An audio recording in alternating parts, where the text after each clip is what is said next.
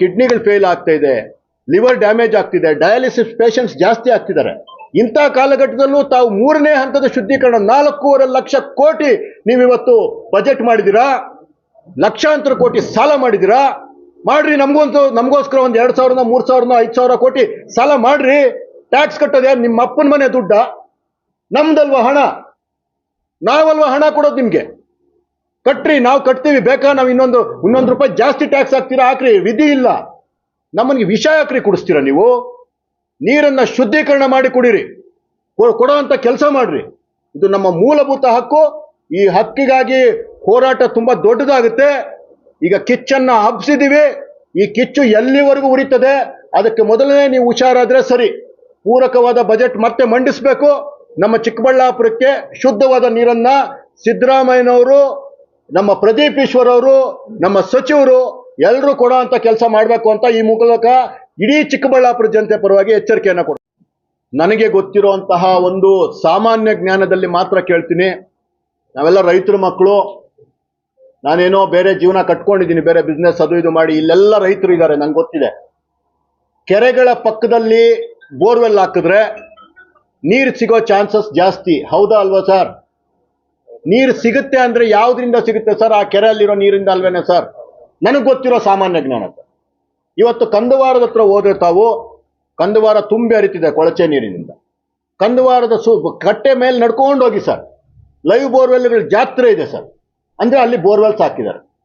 ಜೊತೆಗೆ ಆ ಬೋರ್ವೆಲ್ ಅಲ್ಲಿ ಬರುವಂತ ನೀರನ್ನ ಎಲ್ಲ ವಾರ್ಡ್ಗಳಿಗೆ ತಲುಪಿಸುವಂತ ಕೆಲಸ ಮಾಡ್ತಿದ್ದಾರೆ.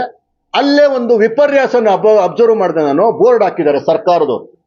ಈ ನೀರು, ಈ ಕೆರೆಯ ನೀರನ್ನ ವ್ಯವಸಾಯಕ್ಕಾಗಲಿ ಕುಡಿಯುವುದಕ್ಕಾಗಲಿ ಉಪಯೋಗಿಸಬಾರದು ಅಂತ ದೊಡ್ಡದಾಗಿ ಬೋರ್ಡ್ ಹಾಕಿದ್ದಾರೆ. ನಾಚಿಕೆ ಆಗಬೇಕು ಈ ಸರ್ಕಾರಕ್ಕೆ. ಈ ನೀರನ್ನ ಕುಡಿದ್ರೆ ನಿಮಗೆ ಶಿಕ್ಷೆ ಕೊಡಿಸ್ತೀವಿ ಅಂತ, ಶಿಕ್ಷೆ ಆಗುತ್ತೆ ಅಂತ ಬರೆದಿದ್ದಾರೆ. ಇದು ಶಿಕ್ಷಾರ್ಹ ಅಪರಾಧ, ಇದನ್ನ ನೀರನ್ನ ಉಪಯೋಗಿಸಿದ್ರೆ, ನಾವು ಹೇಳಿರೋದನ್ನ ಬಿಟ್ಟು ಅಂತ. ಅಂದ್ರೆ ಶಿಕ್ಷೆ ಏನು ಕೊಡ್ತಾ ಇದ್ದಾರೆ ಗೊತ್ತಾ ನಿಮಗೆ?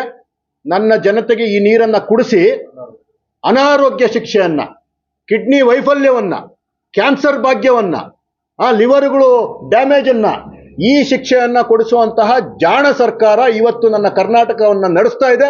ಇದರ ವಿರುದ್ಧ ನನ್ನೆಲ್ಲ ಪ್ರಬುದ್ಧ ಜನತೆ, ಇಷ್ಟು ದಿವಸ ಯಾರು ನಾವೇನು ಬುದ್ಧಿ ಇಲ್ದಿರಲ್ಲ, ಯಾರೋ ಕೇಳ್ತಿದ್ರು 10 ವರ್ಷದಿಂದ ಯಾಕೆ ಸುಮ್ಮನೆ ಇದ್ರಿ ಅಂತ. ಎಲ್ಲದಕ್ಕೂ ಒಂದು ಕಾಲಮಿತಿ ಇರುತ್ತೆ. ಆಯ್ತು, ನನ್ನ ಇಡೀ ಭಾರತ ದೇಶದಲ್ಲಿ ಒಂದೇನೋ ಕೆಲಸ ಆಗ್ಬೇಕಾತಂದ್ರೆ ಒಂದಷ್ಟು ಕಾಲಮಿತಿ ಬೇಕು, ಒಂದಷ್ಟು ಹಣ ಬೇಕು. ಪ್ರತಿಯೊಂದನ್ನು ನಾವು ತಡ್ಕೊಂಡು ಇಲ್ಲಿವರೆಗೂ ಇದ್ವಿ. ಇಷ್ಟು ವರ್ಷ ಆದ್ರೂ ಈಗಾಗಲೇ ನಾನು ಮೊನ್ನೆ ಡೇಟಾ ಕೊಟ್ಟಿದ್ದೀನಿ. ಒಂದಷ್ಟು ಡೇಟಾ ಮಾತ್ರ ತಮ್ಮ ಹತ್ರ ಇಟ್ಟಿದ್ದೆ. ಏನು ಸಂಘಟನೆಗಳ ಜೊತೆ, ಎಲ್ಲ ಹಿರಿಯರ ಜೊತೆ ಈಗ 1 to 1 ಮಾತಾಡುವಂತಹ ಕೆಲಸ ಆಗಿದೆ. ಇನ್ನೊಂದಷ್ಟು ಪ್ರತಿಯೊಬ್ಬರನ್ನು ತಲುಪ್ತೀವಿ. ಎಲ್ಲ ಒಂದು ಸಮಯೋಚಿತವಾಗಿ, ಚೊಕ್ಕವಾಗಿ ಚಿಕ್ಕಬಳ್ಳಾಪುರ ಬಂದನ್ನ ಮಾಡಿ ಸರ್ಕಾರಕ್ಕೆ ಬಿಸಿ ಮುಟ್ಟಿಸುವಂತ ಕೆಲಸವನ್ನ ಮಾಡ್ತೀವಿ. ನಾವು ಏನೇ ಮಾಡಿದ್ರು ಇದು ಪಕ್ಷಾತೀತವಾಗಿ, ಧರ್ಮಾತೀತವಾಗಿ, ಜಾತ್ಯತೀತವಾಗಿ ಮಾಡುವಂತ ಕೆಲಸ. ನಾನು ಆಗ್ಲೇ ಹೇಳಿದಾಗೆ ಇಲ್ಲಿ ಬಂದು ಕೂತ್ಕೊಂಡು ನಾನು ಮಾತಾಡ್ತಾ ಇದ್ದೀನಿ. ನನ್ನೊಬ್ಬನ ಮುಖ ಅಲ್ಲ, ಎಲ್ಲ ಸಂಘಟನೆಗಳ ಮುಖ ನಾನಿವತ್ತು. ಎಲ್ಲ ಸಂಘಟನೆಗಳ ಜೊತೆ ಮಾತಾಡಿ ಅವರು ಏನು ಅನುಭವಿಸಿದ್ರು ಹೋರಾಟಗಳಲ್ಲಿ, ಆ ಒಂದು ಅನುಭವವನ್ನ ನಾವು ತಗೊಂಡು ಅವರು ಹೇಳಿಕೊಟ್ಟಂತಹ ಮಾರ್ಗದಲ್ಲಿ, ಜೊತೆಗೆ ನನ್ನ ಯುವ ಮಿತ್ರರು, ನನ್ನ ಸನ್ಮಿತ್ರರು, ಹಿರಿಯರು ಎಲ್ಲ ಹೇಳಿಕೊಟ್ಟಂತಹ ಒಂದು ಮಾರ್ಗದಲ್ಲೇ ಇವತ್ತು ಹೋಗ್ತಾ ಇರೋದು. ಯಾವುದು ನಾವು ಒಬ್ಬರಾಗಿ ಮಾಡ್ತಾ ಇಲ್ಲ, ನನಗೋಸ್ಕರ ಮಾಡ್ಕೊಂತ ತಗೊಂಡು. ಎಲ್ಲರಿಗೂ ಮತ್ತೊಮ್ಮೆ ಹೇಳ್ತಾ ಇದ್ದೀನಿ, ಬರೀ ಏನು ಸಂಘಟನೆಗಳು ಮಾತ್ರ ಅಲ್ಲ, ನೀರಾವರಿ ಹೋರಾಟಗಾರರು ಮಾತ್ರ ಅಲ್ಲ, ಕಾಂಗ್ರೆಸ್ ಪಕ್ಷದ ಕಾರ್ಯಕರ್ತರು ಹಾಗೂ ಹಿರಿಯರನ್ನು ಒಳಗೊಂಡು ಈ ಒಂದು ಹೋರಾಟ ಮಾಡ್ತೀವಿ. ಯಾಕಂದ್ರೆ ಕಾಂಗ್ರೆಸ್ ಪಕ್ಷದ ಹಿರಿಯರು, ಅವರ ಮಕ್ಕಳು, ಅವರ ಮೊಮ್ಮಕ್ಕಳು ಇದೇ ಗಲೀಜ್ ನೀರ ಕುಡಿತಾ ಇರೋದು, ಮೂಕ ವೇದನೆ ಅನುಭವಿಸ್ತಿದ್ದಾರೆ. ಅವರೆಲ್ಲ ತಮ್ಮ ಸರ್ಕಾರದ ವಿರುದ್ಧ ಕೆಲಸ ಮಾಡಕ್ ಆಗದಿರೋ ಅಂತ ಒಂದು ಪರಿಸ್ಥಿತಿ ಬಂದಿದೆ.